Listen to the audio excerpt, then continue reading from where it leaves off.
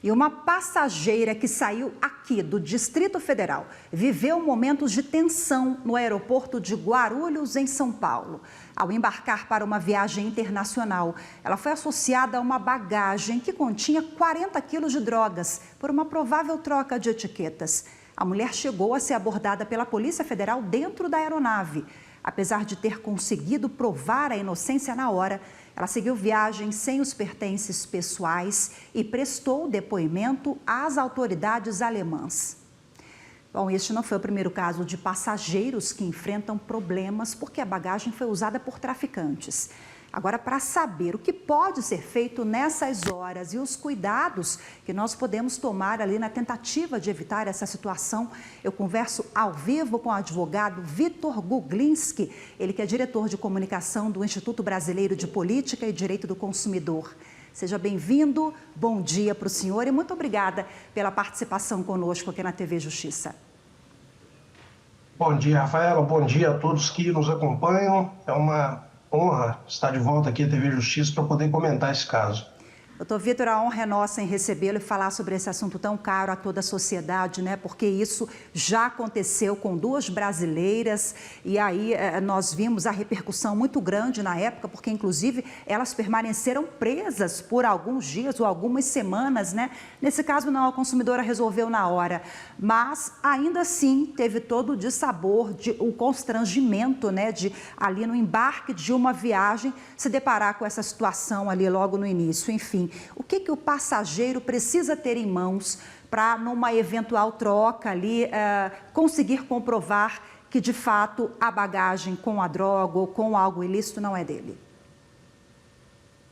O passageiro ele precisa acompanhar o despacho da bagagem.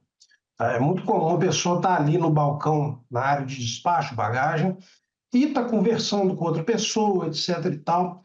Tem que ter muita atenção nesse momento para saber, para você verificar, conseguir identificar se o que saiu, aquela tag de bagagem, a etiqueta que é colada na bagagem, né, que o funcionário da companhia aérea vai ali, coloca normalmente na alça da bagagem, ali tem um código de barra, ali tem aquelas são as informações da bagagem despachada, né, tem o nome do passageiro, tem o peso da bagagem, que isso é muito importante, o passageiro acompanhar a pesagem da bagagem.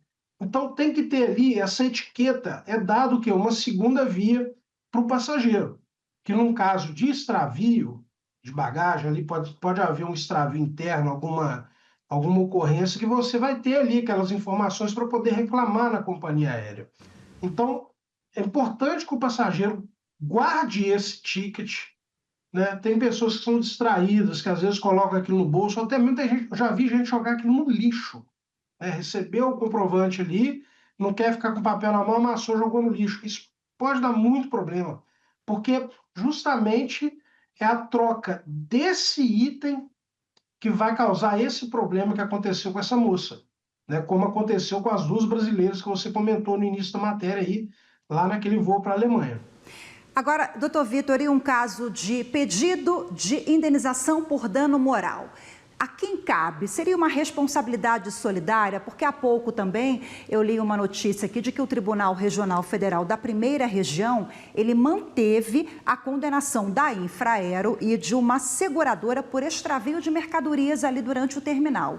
Agora, se eu comprei uma passagem em uma companhia aérea, tive esse problema todo ali na hora de embarcar, a concessionária ou a Infraero, né, dependendo de quem administre aquele aeroporto, também poderá responder em caso de eventual pedido de indenização por dano moral, por dano material? Sim, pode responder solidariamente, né? Tanto o fornecedor, a própria companhia aérea, quanto a administração do aeroporto. Porque quem trabalha ali nas dependências do aeroporto, é muito comum a gente, né, ver nas defesas judiciais, as companhias se defendendo, falando, não, mas o serviço de bagagem, né, de despacho de bagagem, ele é terceirizado. Só que tanto a companhia aérea quanto a administração do aeroporto, que tem ali um contrato de natureza administrativa, mas que não deixa de ter relação de consumo ali, porque o usuário do terminal, o usuário de toda a estrutura do aeroporto, também é consumidor, porque o serviço aeroportuário é um serviço público que está abrangido pela proteção do Código de Defesa do Consumidor.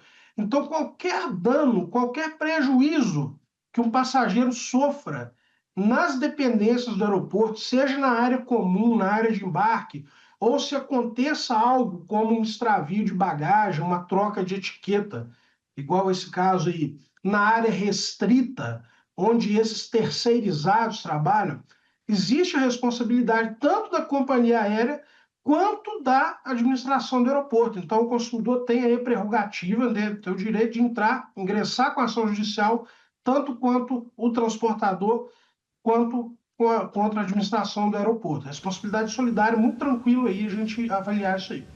Agora, doutor Vitor, uma situação sensível aqui. Muitos consumidores deixaram de despachar a bagagem ali, pegar o ticket, porque a bagagem simplesmente vai ali em cima da aeronave, porque hoje nós sabemos que tem um custo, né, de alguns anos para cá.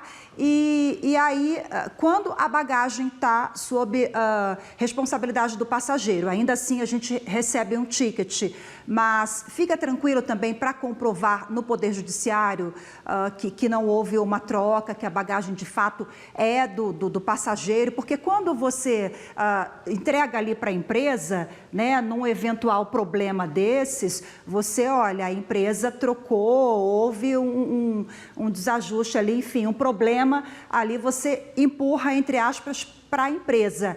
Agora, quando isso ocorre ali dentro da aeronave, pode ocorrer também, porque nós sabemos que dependendo do voo internacional, né, dependendo da rota, tem pessoas que trabalham com isso. Nós temos redes criminosas que atuam exatamente dessa forma. Mas para o consumidor comprovar, fica mais complicado?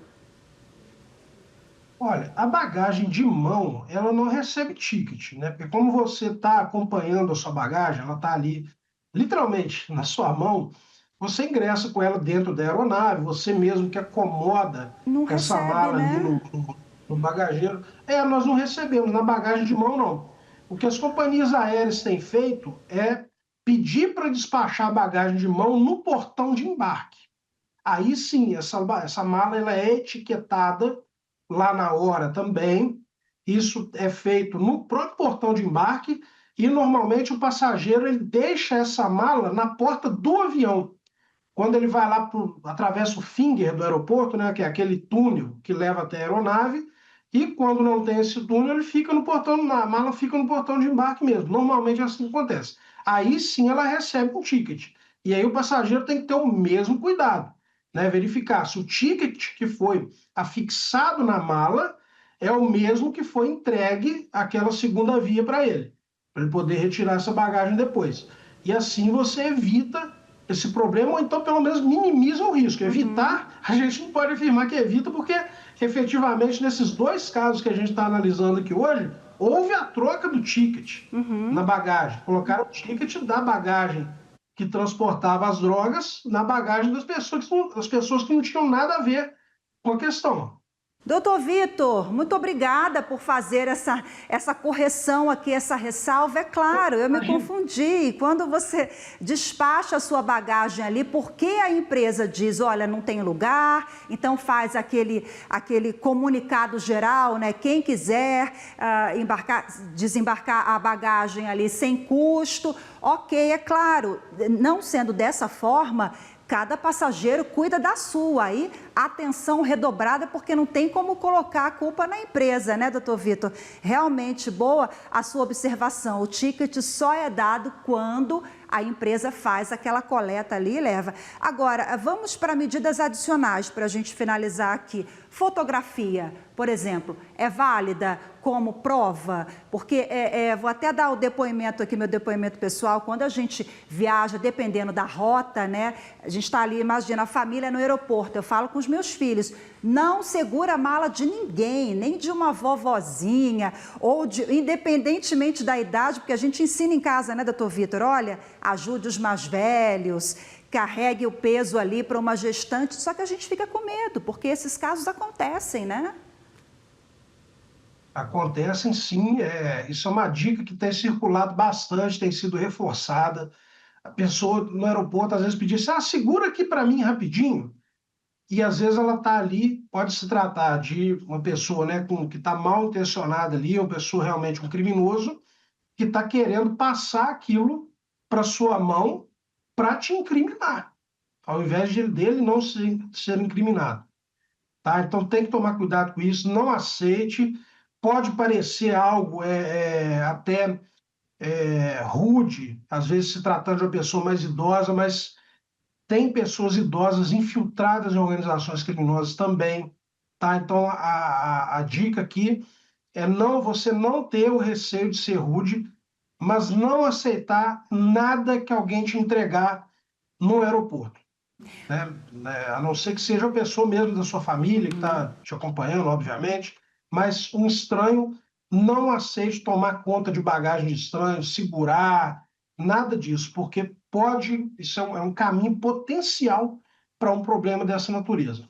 Doutor Vitor, os juizados especiais ainda funcionam em alguns aeroportos, do país, ou esse serviço foi suspenso? Porque é um caminho também para o consumidor que pode ter qualquer problema ali. Qual é a orientação? Os juizados é uma boa dica, claro, depois procurar constituir um advogado? Não, tem alguns aeroportos ainda contam, ainda contam com juizados especiais, sim. Então, acontecendo algum problema ali no aeroporto, o consumidor pode ir até lá e se orientar e, conforme o caso, já até registrar lá, formalizar o que a gente chama de atermação, tem um funcionário que faz isso, né, que isso vai se transformar depois, como se fosse uma petição inicial que vai se transformar num processo judicial. Aí vai tramitar ali perante aquele juizado. Algo muito importante também, Rafaela, que eu estou me lembrando aqui, é o consumidor fotografar a mala, né? Tanto para a questão de danos à bagagem, que é muito comum ocorrer também no extravio de bagagem, naquele manuseio lá, a gente já viu vídeos aí na internet, né? Funcionários jogam, arremessam as malas. Então, para o passageiro comprovar em que estado que a mala foi entregue, né? Em perfeitas condições, com cadeado ou até com aquele lacre que a gente chama de enforca-gato, né? Mostrando que a mala não pode ser aberta, porque são comuns os casos de violação de bagagem também. Tá? Então, comprovar isso. E, se possível, existe um direito que o passageiro tem, mas que é pouco falado, isso está na própria Resolução 400 da ANAC, e para voos internacionais está na Convenção de Varsóvia e de Montreal, que regula o transporte aéreo internacional. O passageiro ele tem direito de declarar o conteúdo que tem na bagagem dele. Só que esse serviço ele tem um custo adicional. A companhia aérea pode cobrar para fazer isso, tá? Mas ele tem direito, o passageiro tem direito de chegar mais cedo ao aeroporto, procurar a companhia aérea no balcão e dizer o seguinte: olha, eu quero declarar o conteúdo da minha bagagem. Pena, doutor Isso vai ser Vitor. útil. Qual é o preço em média? Você acha que vale a pena, dependendo do que está levando ali? Olha, vale. Eu não sei te falar exatamente o preço, né? Essa informação não tem, até porque cada companhia aérea pode praticar a sua tarifa, tá? Mas dependendo, vale sim, principalmente para viagem internacional, porque isso vai ter duas funções, né? Primeiro, a primeira função, que é a que está na norma internacional, no tratado internacional, é evitar que o passageiro ele sofra limitação na indenização de bagagem. Então, imagina, ele está levando ali itens caros, se a bagagem extraviar, ele vai ficar limitado a uma indenização de 1.519 direitos especiais de saque.